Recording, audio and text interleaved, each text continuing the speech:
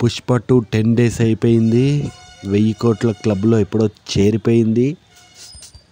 కొత్త రికార్డులు సృష్టిస్తుంది.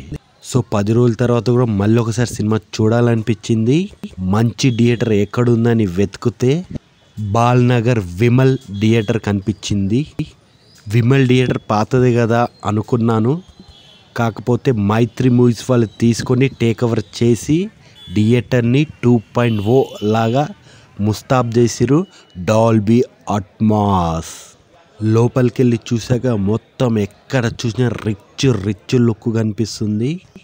టికెట్ రేట్లు 50, 140, 200. థియేటర్లో కలర్ఫుల్గా ఉన్నాయి. మొత్తం లైటింగ్ యాంబియన్స్ పెట్టి చాలా బాగుంది.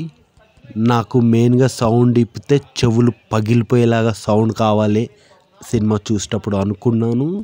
Sound next level, full impress, చాలా బాగుంది. శోభన్ బాబు గారు ఈ థియేటర్ ఓపెన్ చేశారంట.